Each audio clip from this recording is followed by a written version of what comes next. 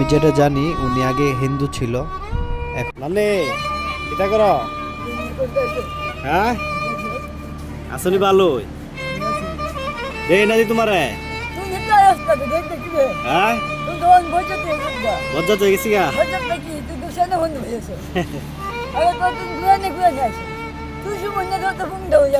সময় পাই না তো সময় পাই না দূরে দূরে কিতার আন্দাজ গা হ্যাঁ হ্যাঁ কিতার আনতেছো কিতার আন্দ কিতাইতা ভাত আর কিতা ডাইল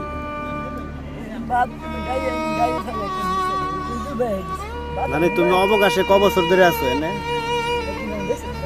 আজকে ক বছর হয়েছে সব মিলে ক বছর ধরে থাকতেছো হ্যাঁ 3-4 বছর হইব আরো বেশি হ্যাঁ আমি তো তোমার দেখতেছি মনে 3 বছর হইব ক বছর হইব বন্ধুরা দেখতে পাচ্ছেন এই মহিলাটিকে আশা করি সবাই যারা অবকাশে আসছেন সবাই হয়তো বা চিনেন। উনি সবসময় অবকাশে ভাত পাক করে। তো ওনার কোনো স্বামী নাই বা কোনো ছেলে সন্তান নাই, উনি একাই জীবনযাপন করতেছে। যে যতটুকু পারে ওনাকে অনেক হেল্প করে।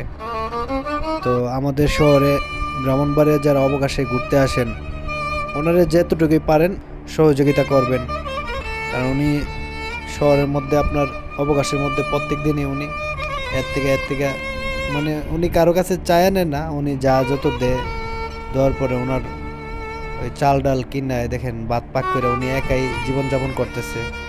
রাত্রে হলে উনি রেল স্টেশনে শুয়ে থাকে, আর দিনের বেলা বেশিরভাগই অবকাশে দেখেন এখন দুপুর টাইম উনি ভাত পাক করতেছে।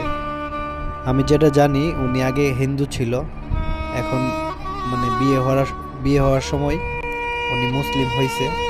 আর উনি আবার এই যে দেখেন ভাত পাক করতেছে। আমি জিজ্ঞেস করলাম যে ভাত খাবেন কখন, তো উনি বলতেছে যে আমি ভাত পাক করার পরে নামাজ টামাজ পড়া খাওয়া দাওয়া করবো।